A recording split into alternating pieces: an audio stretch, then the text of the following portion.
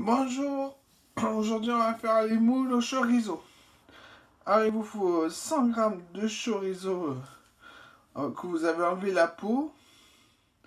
On va peser autant de poivrons épinés.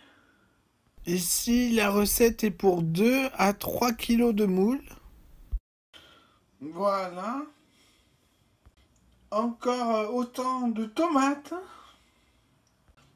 Et aussi le double, c'est-à-dire 200 g d'oignons épluchés et de carottes épluchées. Voilà. Ensuite, au robot avec le couteau, on met le chorizo, les tomates. Voilà. C'est assez haché. On met dans un plat, on réserve au frigo. Ensuite, toujours robot avec l'éminceur le plus épais. On commence par le poivron qu'on met dans le plat du chorizo au frigo.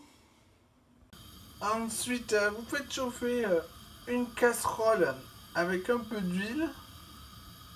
Puis au robot, on émince les oignons et on les met tout de suite dans la casserole. On va les faire cuire jusqu'à ce qu'ils soient transparents, comme celui-là. Là. Pendant ce temps, on émince les carottes. Voilà. On les met dans le plat du chorizo. On mélange, ça les refroidira. Ensuite, dans la même casserole, vous mettez de l'eau chaude du robinet, les carottes, et on fait cuire jusqu'à ce que ce soit fondant, tout mou. Pendant ce temps, on met les moules dans un grand saladier ou un baquet, on remplit d'eau, on mélange bien, et puis on attend une dizaine de minutes. Voilà, c'est cuit. Alors avec une écumoire, une araignée comme là, vous récupérez les carottes. Faut pas jeter le jus. Vous les mettez avec les autres ingrédients, le chorizo et tout là. Voilà, vous mélangez, ça refroidira plus vite. Puis vous ajoutez, si vous pouvez le faire, une cuillère à café bombé de mon épice barbecue. Et au frigo. Quant au jus de cuisson, on le fait réduire jusqu'à ce qu'il soit corsé en goût. Voilà, ça fait 10 minutes. On les sort avec une écumoire, une araignée. Et on va remettre à tremper dans de l'eau froide. Voilà, alors l'eau est bien sale quand même. On va vider, laver le saladier. Puis moule par moule, on vérifie qu'il n'y ait pas d'algues là, on l'arrache. Puis dans le saladier.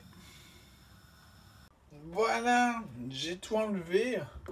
On va remettre de l'eau pour le laver une dernière fois. Ils avaient l'air propres, mais j'ai quand même enlevé tout ça. Voilà, le bouillon de carotte est assez corsé. Bon, il n'y en a pas beaucoup. Moi, je les rassemble au congèle et quand j'en ai assez, je fais de la semoule au curry ou à d'autres épices comme vous voulez. On va mettre la casserole dans un bac d'eau froide, quelques minutes. Et quand c'est tiède au frigo, on le congèle quand ça sera réfrigéré. Bon, j'ai encore enlevé les moules de l'eau sale avec l'araignée toujours. Ben, il faut encore laver, hein. On va faire changer l'eau autant de fois que nécessaire.